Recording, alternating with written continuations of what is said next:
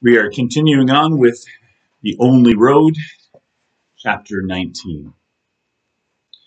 The train went through villages and farms, open plains and mountains. At the sight of the mountains, Jamie remembered what Poncho had said. There'll be other mountains, other volcanoes. But if you think of each different one as Takana, you'll never be far from home. Home. How long ago since he'd been home? 1 week? 2? Jamie couldn't remember. Too much had happened. For now, whether he liked it or not, the top of the train was his home. 2 boys, Lolo and Victor, had co-inhabited the top of the boxcar. They said they were brothers from Guatemala. Lolo, squat with straight hair, looked nothing like Victor, who was tall with tightly curled hair. Like Rafa, they liked to talk. Lalo of football. He seemed to know every professional player in Latin America, while Victor's interest remained on Vida and how she was found. Does she bite? Will she attack anyone? Will she protect? Victor asked, his head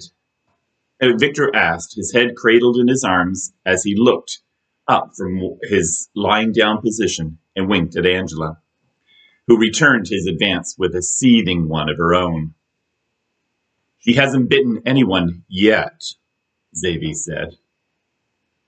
But she was used to dogfights, so she knows how to take care of herself, Angela insisted while keeping a hand on Vida. The dog took that moment to roll over on her back and expose her stitches in favor of a belly rub. Angela leaned over on the pretense of checking her wound, but Jamie noted the way her eyes narrowed and the harsh tone of her voice when she spoke to them. These weren't boys she would try to mother. Speaking of bitters, Jamie licked his finger and smudged out a line of the graffiti he was drawing on the top of the boxcar with a chunk of chalk rock he'd found along the tracks. What do you guys think of Luis Suarez? The conversation shifted from Vida and Angela to the Uruguayan football player known for using his teeth in games. When they exhausted that topic, any reference to Vida or Angela had been forgotten. That night, they shared some of their limited food with Lalo and Victor, who only had a bag of stale potato chips and a flask of something to share in return. Victor laughed when the other 3 refused a swig. Its smell, like paint thinner, was enough to bring Jamie close to motion sickness.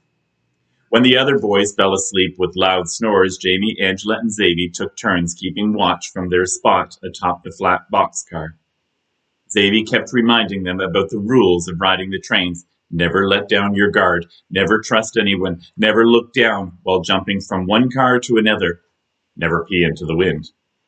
And like Angela, he mentioned while they were inside the boxcar being cooked alive, never, ever take off your shoes. Jamie insisted on taking the cold pre-dawn watch while Angela and Xavier slept, facing each other with Vida cuddling in between them like a chaperone.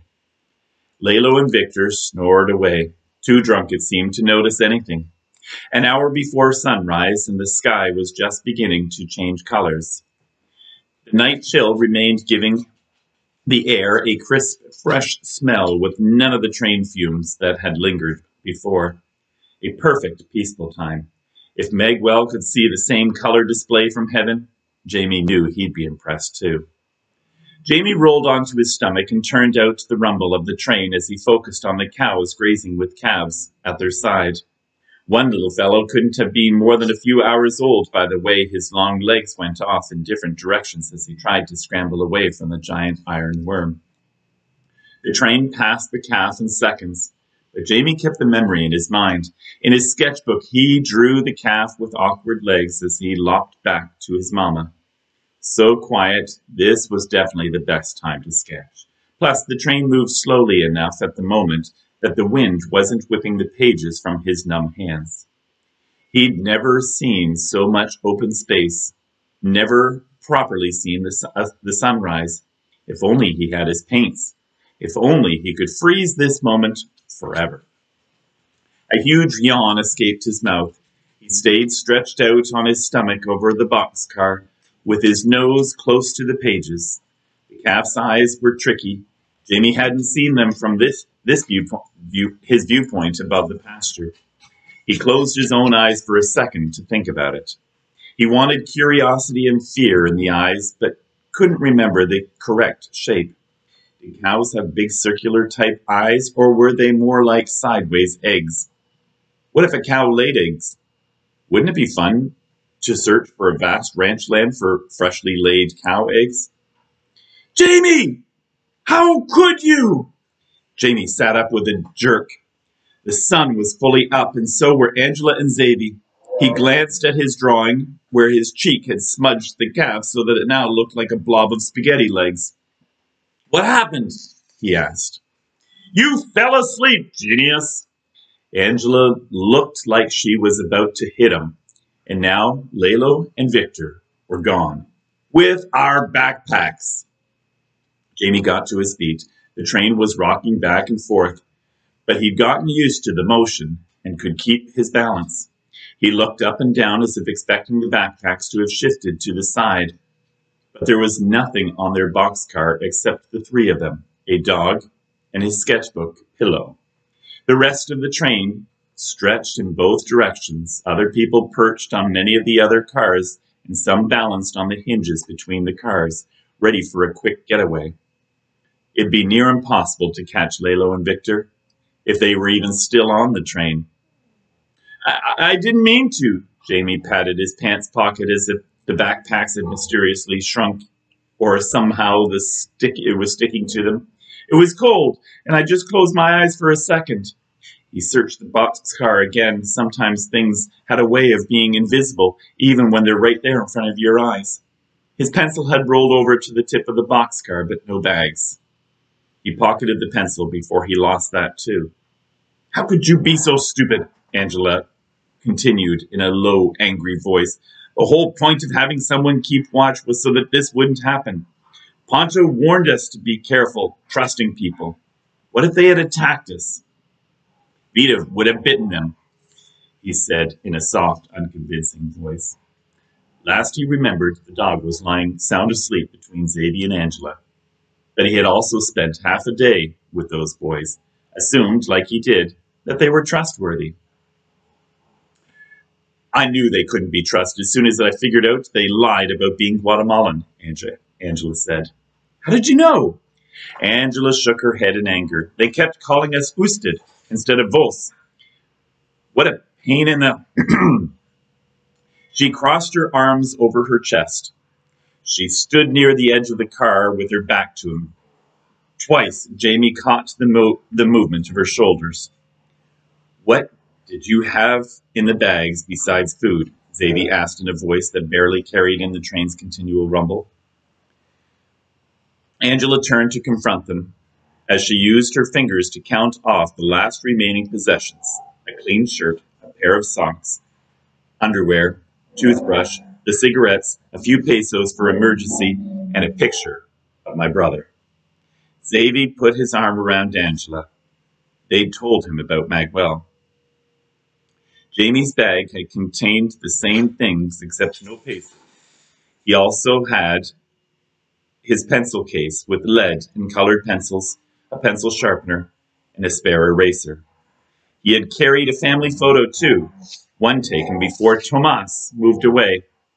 The only thing he had of his brother, at least the rest of the family, were safe, drawn in his sketchbook. And your sewing kit, Jamie slapped his forehead as he just remembered. Why had he fallen asleep? He wanted that early morning shift to see those pre-dawn colors, and all he had done was outlined a stupid gaff. Now, when he had to use some of the money sewed into their jeans, how were they supposed to repair them so that no one would steal the rest? Angela got a funny look on her face and then dug into her front pocket. From there, she pulled out a piece of cardboard with needles, thread, and a pair of tiny scissors. All that fit in her palm. I cut one of Vita's stitches yesterday, but thought they needed to stay in a bit longer. I put this in my pocket instead of back in my bag. You're lucky, Xavier said. They can come to use. It could have been worse. Oh yes, needles and thread will definitely keep us alive. Angela gave Jamie a look of annoyance and turned so her back faced him. Jamie returned to sulking with his knees to his chest and picked the dry grass from his shoelaces. He couldn't even feel happy that at least they still had their shoes. "I'm so sorry," he mumbled. Vida wagged her tail, with her head hung low, as if she were sorry too for noticing the boys taking off with their bags. She gave Jamie a little kiss on his palm. It almost made him smile. Xavier put his hand on Jamie's shoulder.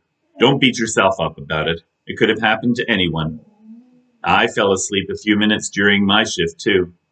Yeah, but no one stole from us then. What are we going to eat now?"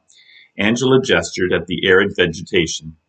Gone were the lush greenery and tropical fruit trees of home and southern Mexico. Now they were in open ranch lands, where there wasn't even a cow in sight, just endless patches of dry grass and scattered bushes. There hadn't been much food left in the backpacks. A half-squashed guava, an avocado, some tortilla scraps. A water bottle Jamie had been saving. Hardly enough for one meal for one person. Still, it had been something. His stomach rumbled. "We'll see what we can find next time when we get off the train," Xavier reassured them. "We'll be fine. God will take care of us." "I'm sorry," Jamie said again, but Angela turned away, not ready to forgive him. Nothing Jamie could do changed her mood. She spent the rest of the day snapping at him and making him feel like he was in the way. When they changed trains at Torreon, she wanted him to go off with Vida and leave her and Xavier alone for a while. Xavier, however, said absolutely not. Torreon and northern Mexico were run by drug cartels called the Los Fugos. More than ever, Xavier said they had to stick together. Jamie mentally thanked Xavier for sticking up for him. On the other hand, if Xavier weren't there, his cousin wouldn't be treating him like a pesky fruit fly. Back home, when Angela had gone off with her friends, she had never made him feel like a little kid. They had always been equal, even when she mothered him and ordered him around. He'd never seen her like this. It was as if Lado and Victor had taken Angela away too and replaced her with this alien. In Torreon, they kept a lookout for Los Fugos. They took turns guzzling water at a fountain in the park and found a half-eaten sandwich in the trash. There was so much chili on it, Jamie thought the hole had burned right through his tongue. They snuck behind a grocery store and in the dumpster found a few rotten tomatoes and a loaf of sliced bread, with a hole in the plastic where mice had gnawed at it. A few times Vida's hackles raised along her spine, and she cocked her head to unknown sounds, but no one confronted them. When they jumped on the train again, Angela seemed to be in a better mood. She at least wasn't giving Jamie dirty looks, but she did ignore him, and she and Xavier talked in low whispers, interrupted by giggles as the train rolled on out of Torreon. Would she abandon him? Possibly. The possibility made him almost ill with fear. He stared at the sun setting behind a mountain. The way the red melted into yellows, greens, and purples and seemed to stretch to the ends of the earth did nothing for him. What was the point of this sunset, or any sunset? And that mountain, all ugly and bare, it looked nothing like Volcan Tolcana back at home.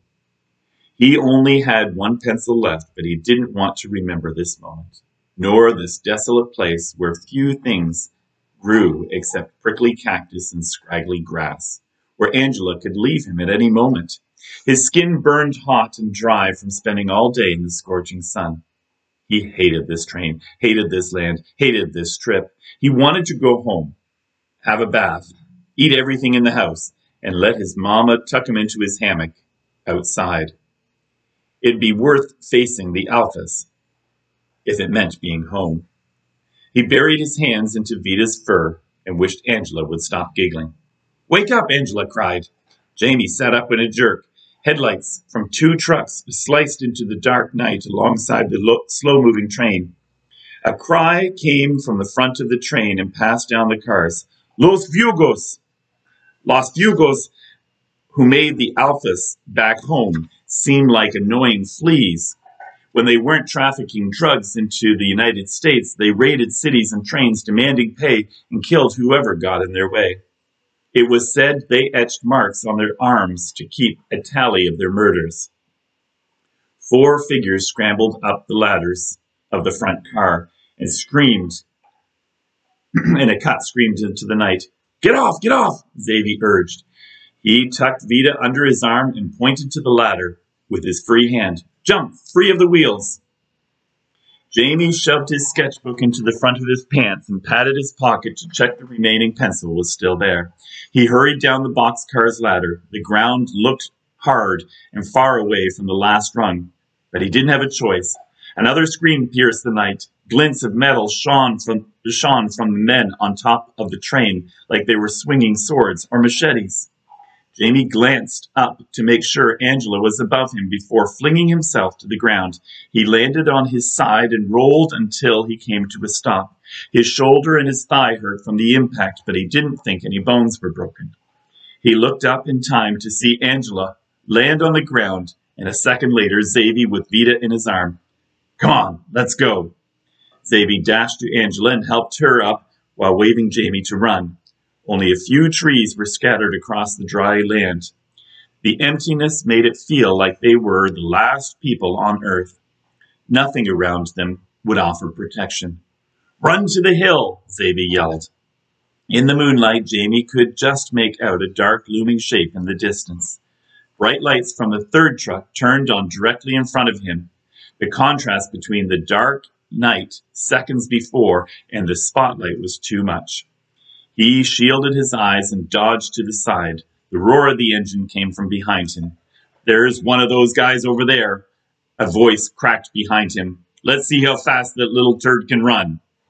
Jamie put on an extra burst of speed. His sketchbook shifted to poke him in the stomach, but he didn't let that stop him. The headlights gained on him. There was no way he could outrun a truck. Impossible. But you can turn faster, said the voice in his head.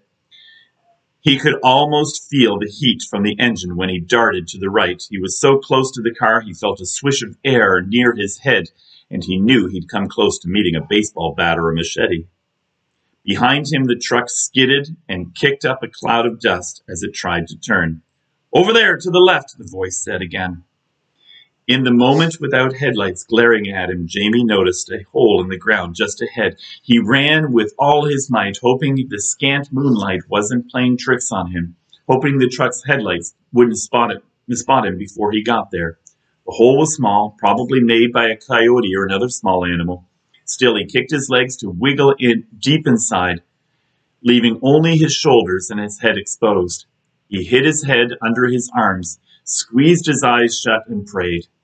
If I don't look at them, they won't sense me looking at them.